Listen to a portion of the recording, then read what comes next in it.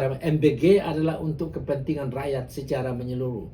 Dan dengan MBG ini akan nampak mana-mana orang yang mesti dibantu, mana yang tidak. Itu ada pepatah dari Cina. Kucing hitam, kucing putih. Tidak penting. Yang penting bisa tangkap tikus. Artinya, jangan cuma kucing-kucing ngeong, suka menjilat-jilat. Padahal tikusnya banyak korupsi. Bukan itu lagi kita butuhkan. Yang dibutuhkan adalah orang yang berniat baik bagi bangsa, negara, dan masyarakat. Jadi pesannya, gunakan di platform digital buat pengawasan, pengendalian, dan buat kemajuan itu. Sehingga kecepatan informasi tentang kemungkinan munculnya penyimpangan ataupun tidak sesuai dengan garis-garis besar haluan dari pimpinan segera diketahui.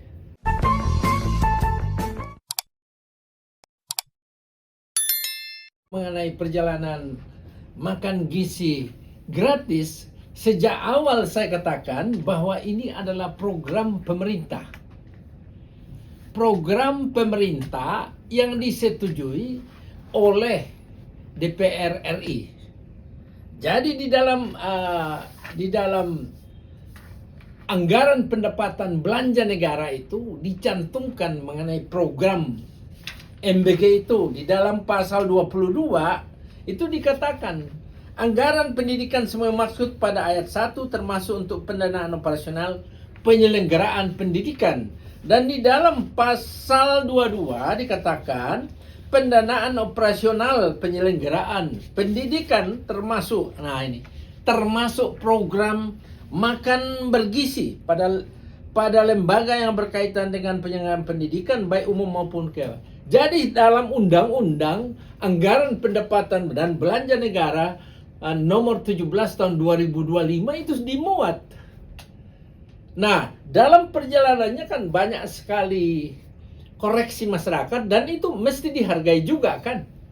Artinya masyarakat memperhatikan kemajuan daripada program MBG ini. Dengan tentu memberikan ada juga kritik-kritik yang tidak dasar direkayasa, tapi tidak ada masalah. Nah, kritik-kritik tujuannya untuk supaya lebih maju kan MBG itu.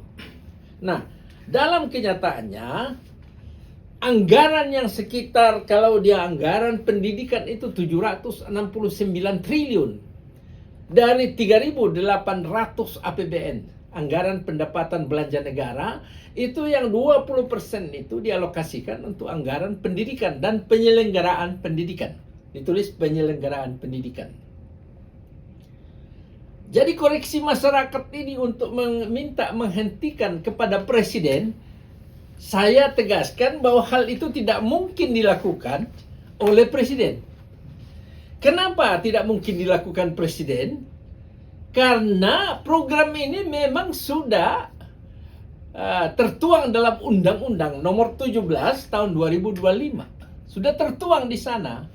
Jadi kompetensi presiden untuk menghentikan itu tidak ada. Yang ada adalah harus dibahas kembali di DPR RI sebagai kompetensi pembuat legislasi. Yang kedua, kompetensi membuat budget APBN, dan ketiga, kompetensi pengawasan. Itu. Jadi sekali lagi saya tegaskan, Bapak Presiden tidak punya kewenangan menghentikan itu. Nah, bahwa dalam perjalanannya ada hal-hal penyimpangan sana sini, itulah yang dia amati selama ini.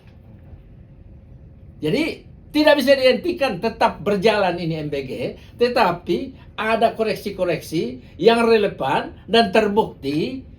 Nah, Bapak Presiden juga dalam melakukan tindakan terhadap sejumlah pengurus inti dari MBG, itu tidak serta-merta dilakukan. Dia melalui pertimbangan-pertimbangan yang matang dan didahului dengan pemeriksaan Badan Pemeriksa Keuangan. Sehingga muncullah kerugian negara. Yang namanya korupsi kan harus ada kerugian negara. Atau membuat orang, memperkaya orang dari kerugian negara itu. Nah itu. Jadi sampai di situ saya sampaikan pada teman-teman wartawan bahwa Ya, program MBG itu sudah tertuang dalam Undang-Undang Nomor 17 Tahun 2025 tentang anggaran pendapatan belanja negara tahun 2026. Sudah tertuang di situ. Nah, diambil dari anggaran pendidikan dan penyelenggaraan pendidikan yang nilainya 769 triliun, itu 20% dari 3.800 triliun anggaran pendapatan belanja negara. Asas praduga tak bersalah dianut oleh negara ini. Tetapi Bapak Presiden itu dalam melakukan tindakan sudah didahului dengan pemeriksaan tentang kebocoran uang negara melalui Badan Pemeriksa Keuangan Negara. Dan itu datanya valid. Sehingga pemberhentian dari Kepala BGN ini, Badan Gizi Nasional ini, adalah sangat penting dilakukan dengan siapa-siapa saja di situ yang terlibat, yang memakan uang negara seperti itu. Menurut saya, tindakan Bapak Presiden ini adalah satu tindakan di mana memang selaras dengan dia punya statement bahwa saya akan berantas korupsi. Itu adalah dia buktikan, kan? Ya, dia buktikan bahwa saya akan berantas korupsi. Nah, kalau ada masyarakat yang ingin supaya dihentikan, tidak mungkin dihentikan. Saya ulangi, tidak mungkin program makan bergizi nasional di bawah MBG itu tidak mungkin dihentikan karena ini adalah undang-undang. Undang-undang, saya ulangi, Undang-Undang 17 tahun 2025 tentang anggaran pendapatan belanja negara tahun 2026. Nah, kalau undang-undang, Bapak Presiden tidak memiliki kompetensi atau hak apapun untuk menghentikan. Nggak bisa. Bahwa memperbaiki ya. Memperbaiki prosedur, kemudian tingkat kebocoran, pencegahan kebocoran, dan penempatan personel yang memiliki kapasitas dan niat baik bagi negara ini, ya. Tentu Bapak Presiden memperhatikan hal itu. Kalau menurut saya, manfaatnya kan itu ada multiplier efeknya akan timbul. Pasti ada implikasi multiplier efek dalam bentuk-bentuk misalnya penyediaan sayur, penyediaan apa-apa, telur, dan lain-lain sebagainya, multiplier efeknya. Tapi kalau dilihat daripada misalnya prosedurnya, itu masih mungkin beberapa hal perlu perbaikan. Ya, berharap dengan penggantian ini itu ditertibkan. Dan sulitnya kita di negara ini, sangat sulit memperbaiki situasi, padahal kita itu sudah menganut sistem digital. Untuk apa itu Menteri Komunikasi dan digital itu? Kan dikendalikan aja melalui digital, kan gampang itu. Iya, siapa? Jaringan yang dapur-dapur itu berapa? Berada di kabupaten kota berapa? Tanggung jawab bupati wali kota berapa? Kemudian kan mudah.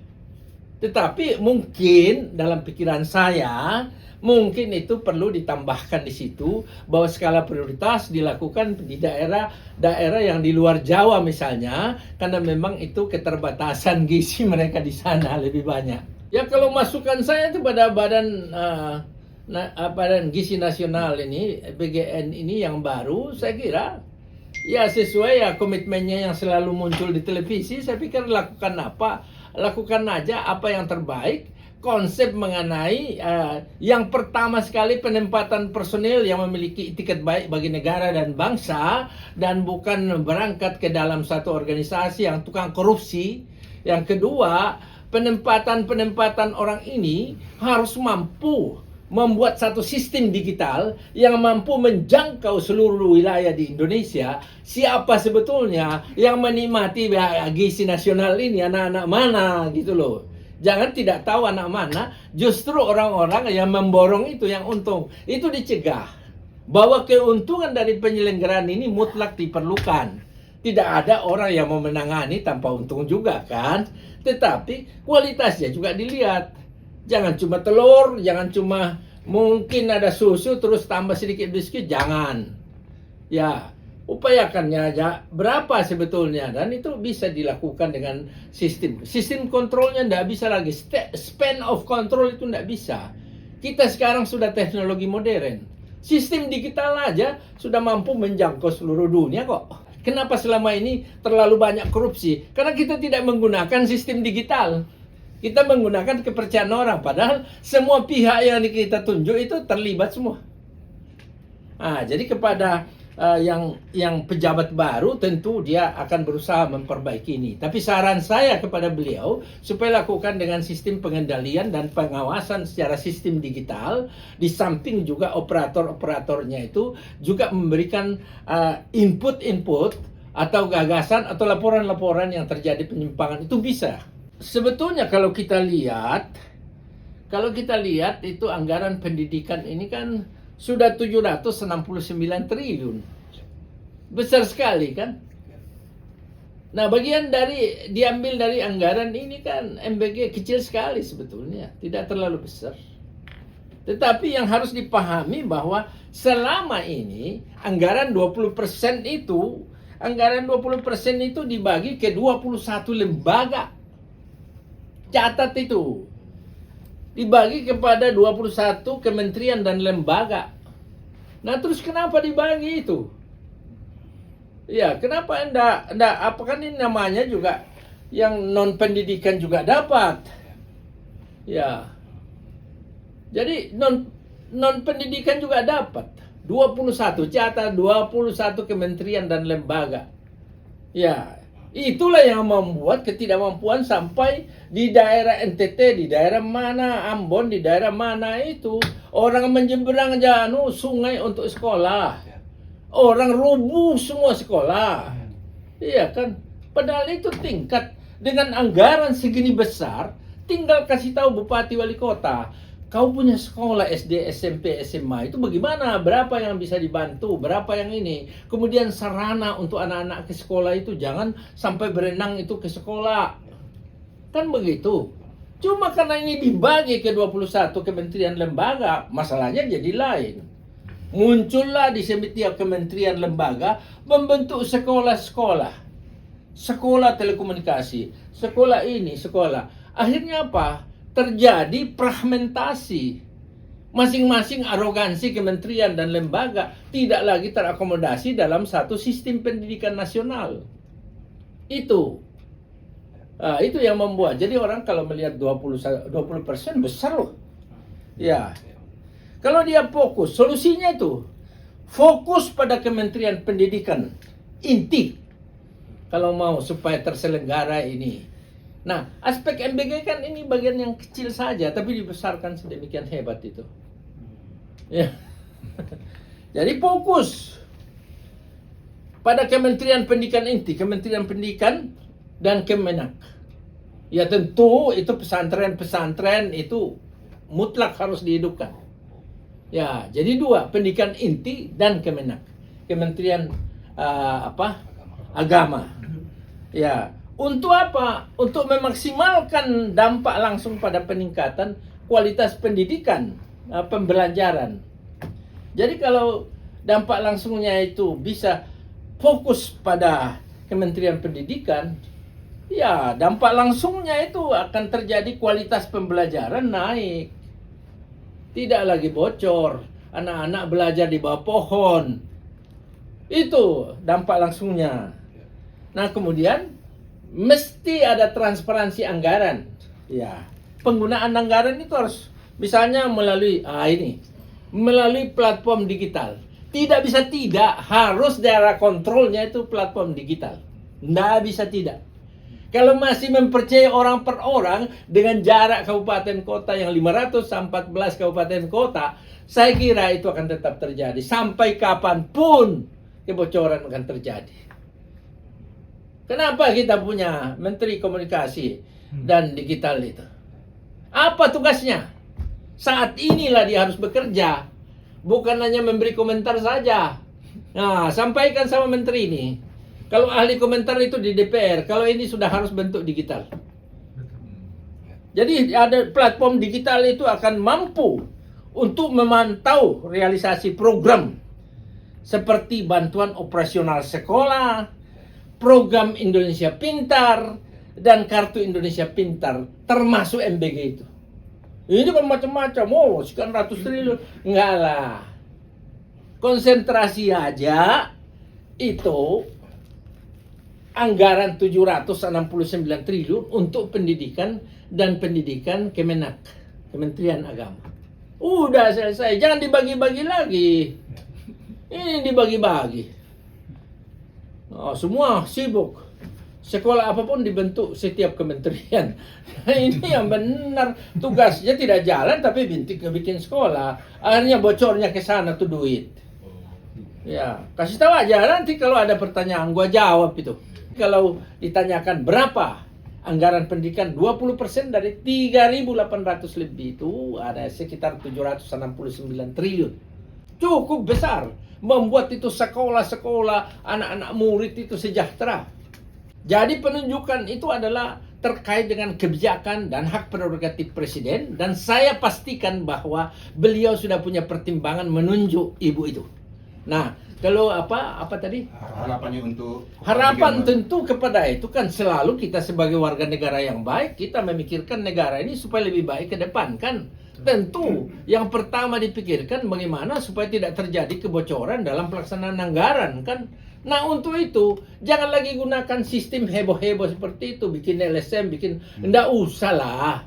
Ya, dapur itu dikendalikan aja supaya transparansi anggaran itu dikendalikan melalui platform digital. Hanya satu, melalui platform digital. Gunakan teknologi yang canggih untuk memantau realisasi program itu. Hanya satu. Yang kedua, itu ada pepatah dari Cina. Kucing hitam, kucing putih. Tidak penting. Yang penting bisa tangkap tikus. Artinya, jangan cuma kucing-kucing ngeong, suka menjilat-jilat. Padahal tikusnya banyak korupsi. Bukan itu lagi kita butuhkan. Yang dibutuhkan adalah orang yang berniat baik bagi bangsa, negara, dan masyarakat. Jadi pesannya, gunakan di platform digital. Buat pengawasan, pengendalian, dan buat kemajuan itu.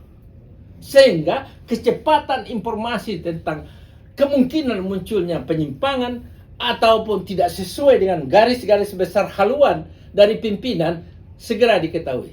Dalam upaya Bapak Presiden lebih tegas terhadap pemberantasan korupsi maupun penggelapan uang negara dan menindak pelaku-pelakunya, maka harus saya katakan saat ini dan yang lalu-lalu juga saya menyampaikan apresiasi yang sangat tinggi kepada Kejaksaan Agung dan seluruh komponen baik Kejaksaan Tinggi, Kejaksaan Negeri yang selama ini saya lihat sudah memiliki kinerja yang sangat bagus dalam rangka penegakan hukum terkait dengan tindak pidana korupsi. Apa yang dilakukan sekarang itu adalah bagian daripada pelaksanaan tugas-tugas yang diberikan negara kepada Kejaksaan Agung sesuai dengan Undang-Undang Kejaksaan. Dan tentu ini adalah sangat membawa nilai tinggi dan manfaat besar bagi menunjang kebijakan atau memperkuat kebijakan Bapak Presiden kita, Bapak Presiden Prabowo. Jadi sekali lagi, upaya Kejaksaan Agung maupun seluruh komponen yang berada, Kejaksaan Tinggi, Kejaksaan Negeri, dan seluruh aparatur yang ada dalam kejaksaan, saya sampaikan apresiasi yang tinggi. Selamat Pak, dan tetap lanjutkan tugas-tugas untuk memberantas segala orang-orang yang tidak berniat baik bagi negara kita. Saya kira itu aja yang saya mau sampaikan kepada apresiasi saya yang sangat tinggi kepada kejaksaan tentang upaya mendukung langkah-langkah Bapak Presiden buat suksesnya pembangunan nasional. Terutama langkah-langkah ini adalah untuk kepentingan rakyat secara menyeluruh. Saya ulangi, kepentingan rakyat secara MBG adalah untuk kepentingan rakyat secara menyeluruh. Dan dengan MBG ini akan nampak mana-mana orang yang mesti dibantu, mana yang tidak.